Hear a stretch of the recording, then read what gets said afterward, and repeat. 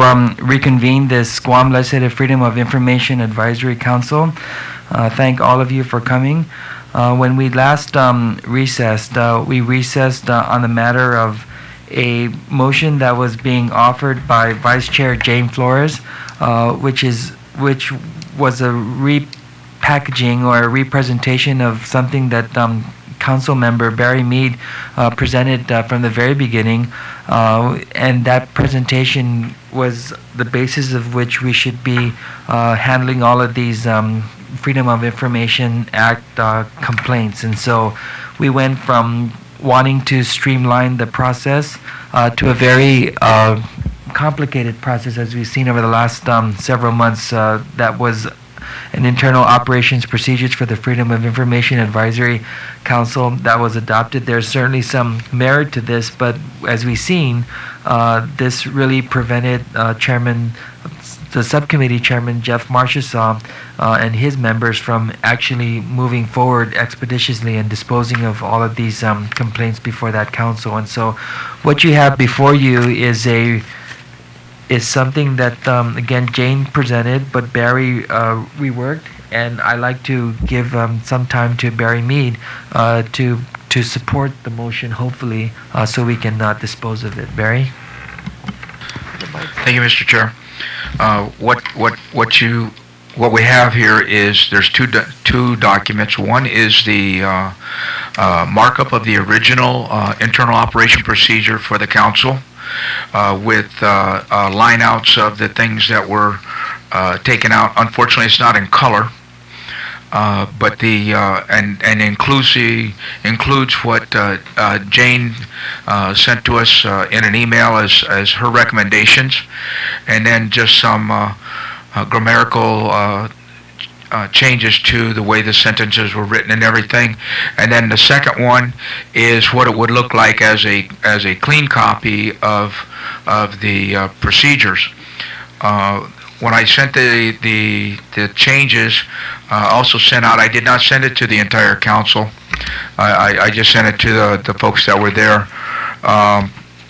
So it's open for discussion, and I guess the motion is still on the table for the revision, if you will, of the operating procedures. So it's on the table for discussion, for further editing or recommended changes or anything that someone looks at. But the whole idea here is when I was doing this and really thinking about it, it does streamline the process. It makes it a lot simpler. It makes it a lot easier for the council to actually make a determination whether or not there was some violation, and allows for us to move forward. And actually, it would allow for the council to really bring to resolution the 3 complaints that are before the council at the present time.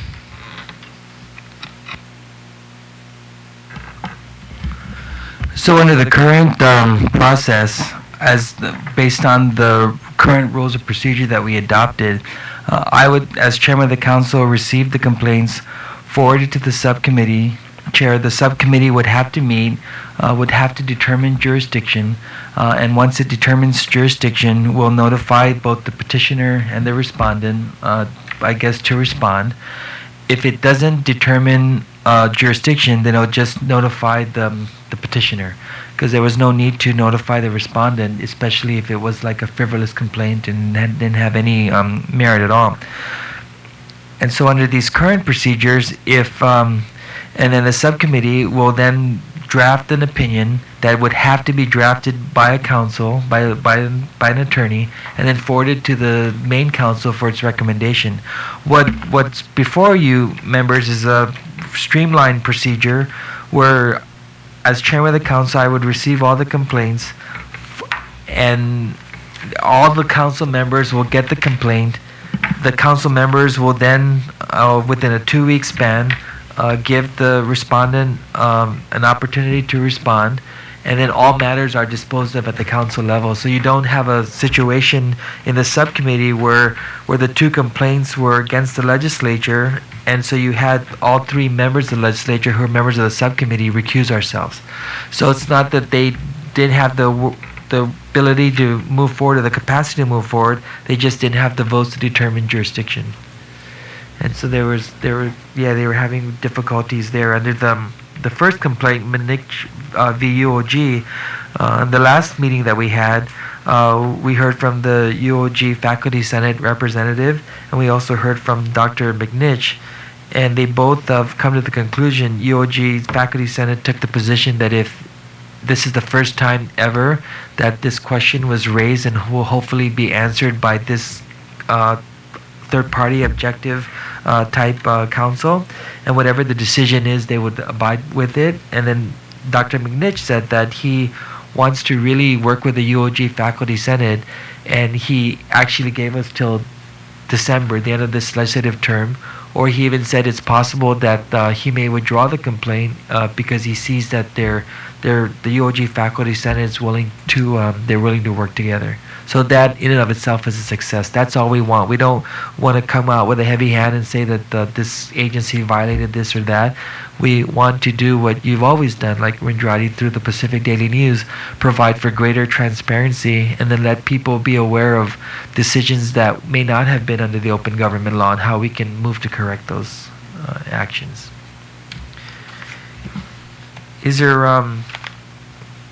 any other discussion on how these procedures will work versus how they were supposed to work?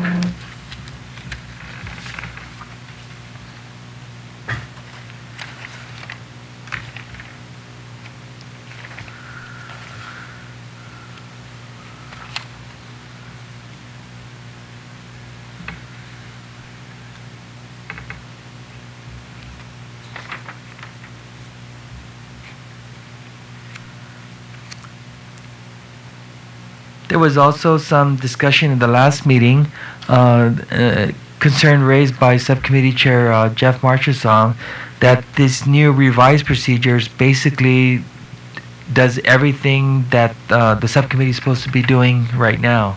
So there was some discussion that if we were to adopt these rules, then Jeff's subcommittee can basically just can evolve into a subcommittee that's supposed to look at the current open government law and to make recommendations on how we can streamline it. So at this time, we certainly do have a quorum, and I would entertain the motion that Jane put forward. I guess that Barry wants to renew to adopt these streamlined procedures. Jeff? A couple things. One, I'm sorry that I'm having a hard time finding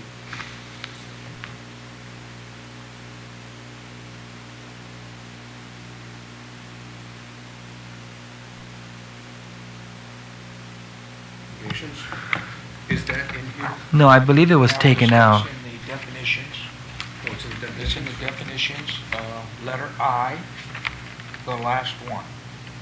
Council, SEL. Okay, so have we taken, That's been lined out. okay, Yeah. so and that's why it does not occur in the new, Correct. okay. I don't see it lined out anywhere else though. I've gone through the whole thing and I don't see anything where, council will then reduce the decision to, I see. Okay, I just wanted to clear that up. And, so the council, the council recommendation, CIL, will just be our own writing.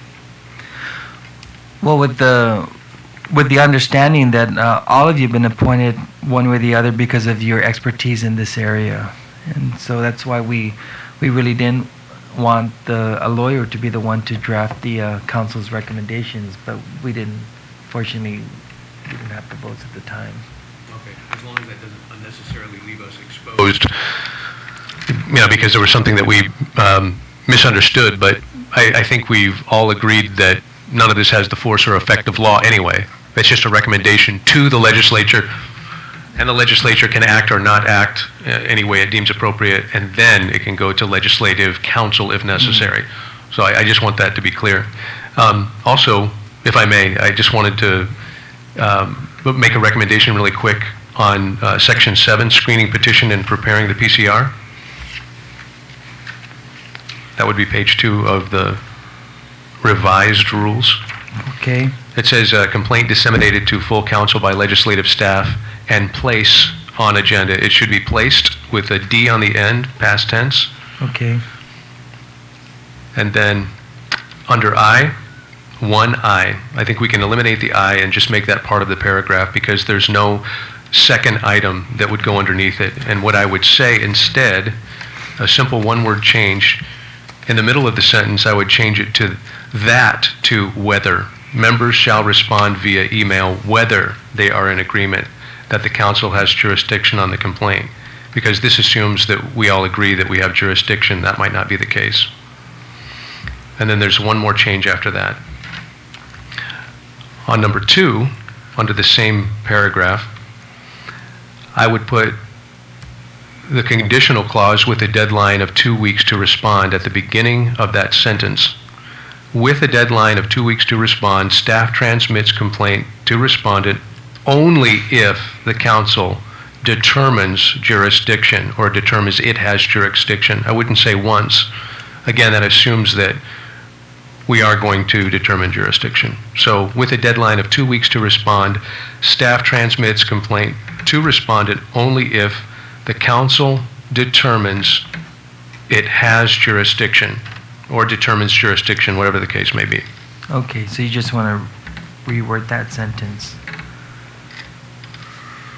Because we can dispose of this before we get to that point. Oh, yeah. Now, if we don't have jurisdiction, it doesn't matter. We won't entertain it.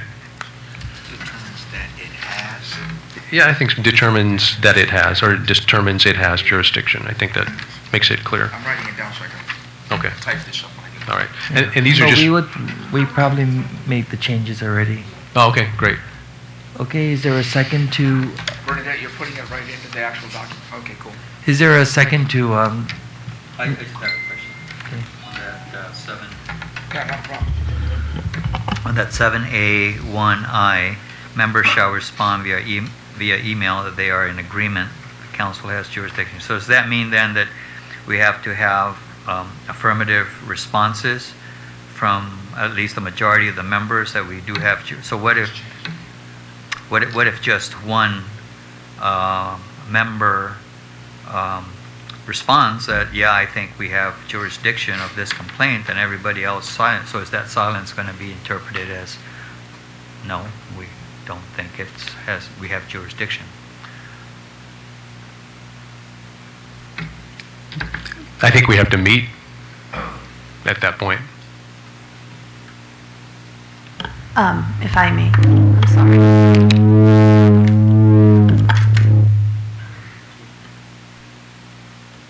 If I may, I'm just a little bit concerned that we're making jurisdictional decisions via email. And maybe practically speaking, this is actually a better way of doing this. But I think that, you know, for example, if we ran into a situation where not all of the members responded, or some members responded yes, we have jurisdiction, and others no, then we would have to meet on the jurisdictional question anyway. And you know, I don't know, you know, from a practical perspective, it may be more practical to do this electronically, but for instances like Jeff has referenced, we would have to meet anyway on these issues if it became an issue of dispute, or if not everybody ever responded to the inquiry in the first instance.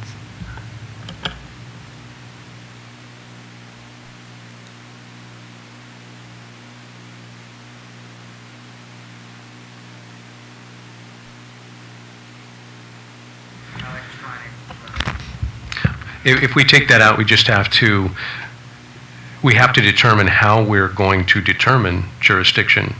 And maybe we just spell it out, that we meet to determine jurisdiction. and that's spelled out in the sentence before that.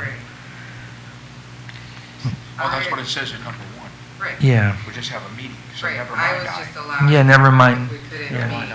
We'd send a note out Send it and out. ask for a vote on whether or not just delete small I. to go. Yeah, Eliminate I, so take out letter. Okay. And then if we make the change in 2, it takes care of it. It's just assumed. good points. Yeah, that follows the order too. Said 1, we're gonna do that, and then once it's determined. Does everybody agree? Yeah. Yeah, I agree. Take it out. Okay, So on the motion with both Jeff and Senator Tamata's amendments to the motion, is there a second? Second. Second. Is there any objections? Those in favor say aye. Aye. Opposed? Motion passes.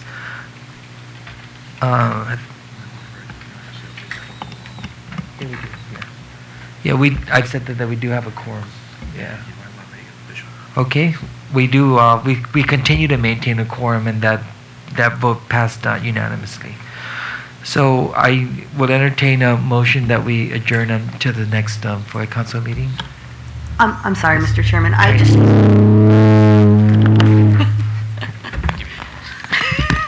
I'm sorry, I just noticed this now, Section 9, Open Government. I think the sentence is just open-ended. It says, "Meetings of the council shall be open pursuant to 5 GCA chapter," and then we just don't reference the chapter. So I think just technically, we just need to add the chapter number there. But that would, that would be the only, Chapter 8, right? that would be, and I just noticed it now, I'm sorry. Okay, good eye. It's fine. It's your lawyerly eye. Yeah, so we'll entertain that as a technical amendment. But let the record reflect that we just adopted the streamlined procedures to handle these complaints. And is there a motion that we adjourn subject to the call of the chair? Sir, I think we should We- clarify the fact that by the adoption of the new rules of procedure, the subcommittee is no longer in effect. Well, just how much do you want to gut the guy? I think that goes without saying, and we'll... If I have. Okay.